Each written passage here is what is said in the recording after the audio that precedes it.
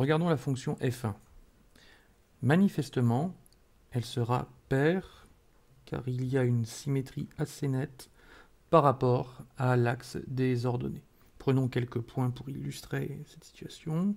Ce point-là aura pour symétrique, dans la symétrie axiale d'axe, celui des ordonnées, donc ce point-ci. Et on peut refaire ça à plusieurs autres endroits. Ces deux points seront symétriques. Ces deux points ici seront symétriques et celui-ci sera son propre symétrique. Ce qui signifie qu'on peut les relier par un segment. Et chaque segment que l'on relie, que l'on obtiendra comme ça en reliant deux points de la courbe, aura, raté celui-là, je l'ai mal placé, aura l'axe, bon tant pis c'est pas très grave, aura l'axe des ordonnées comme médiatrice, c'est-à-dire une droite qui passe par le milieu du segment en lui étant perpendiculaire. N'oublions pas qu'on est dans un repère ortho, alors il n'est pas orthonormé ici, mais il est orthogonal, hein. On a un angle droit ici. Voilà. La morale de l'histoire, c'est que f1 semble être pair. Voilà. Regardons f2 maintenant. Elle semble impaire. Il est clair qu'elle ne peut pas être paire dans la mesure où l'axe des ordonnées n'est pas un axe de symétrie, ça se voit tout de suite. Et par contre, elle sera impaire, c'est-à-dire que le point O, ici, sera le centre de la symétrie, c'est-à-dire qu'à chaque fois que je vais trouver un point, que je vais regarder le point d'abscisse opposé sur la courbe, c'est-à-dire ici, si je dis que là, j'ai une abscisse x, donc là en l'occurrence j'ai choisi x qui vaut moins 1, je vais avoir ici de l'autre côté l'abscisse moins x, et les ordonnées correspondantes vont être opposées. Là j'ai f de x, et là j'ai f de moins x. Et ces ordonnées sont opposées. Alors là, on ne peut qu'en avoir l'impression, on ne peut pas en avoir la certitude à nouveau, on ne travaille qu'avec la précision permise par le graphique, mais ça semble raisonnable en tout cas, donc à nouveau, on peut obtenir ce genre de tracé avec la précision permise par ma tablette. Et cette précision nous donne le sentiment que la fonction est bien impaire.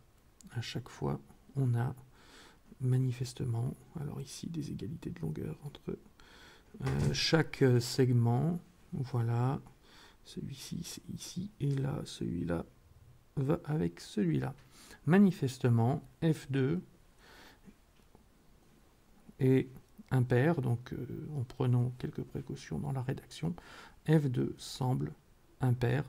On a observé que ici les images de moins x et les images de x étaient opposées. Tout à l'heure, on avait, je reviens ici, si je prends ici x, j'ai ici moins x, ils sont opposés l'un à l'autre, hein. Là j'avais moins 2 pour x, et donc l'opposé de moins 2, c'est 2. Et il est clair que, tout au moins il semble clair que dans ce cas-là, les ordonnées sont les mêmes, c'est-à-dire que là, f de moins x était égal à f de x, ce qui est la définition de la parité.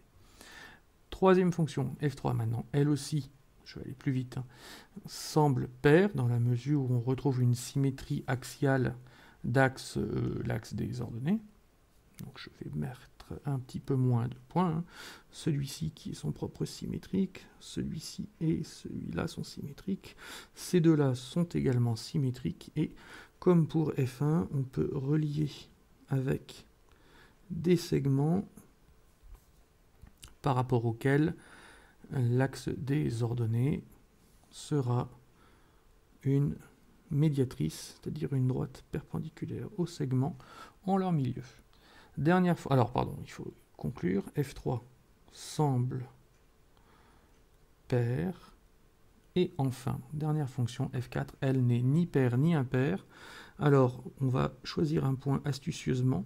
Ce point-là, si jamais il y avait une symétrie d'axe OY, c'est-à-dire l'axe des ordonnées, eh bien, son symétrique devrait se trouver quelque part par ici. et il est clair qu'il n'appartient pas à la courbe de la fonction f4.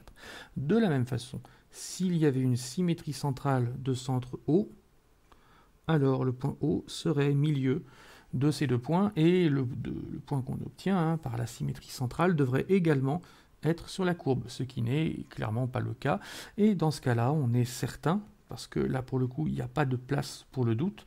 Dans les autres situations, le graphique est par nature imprécis, donc on a une idée, on a des impressions, mais on n'a pas de certitude. Dans ce cas-là, le graphique est suffisamment précis, il y a une nette certitude que F4 n'est ni pair ni impair. Voilà, ni pair ni impair.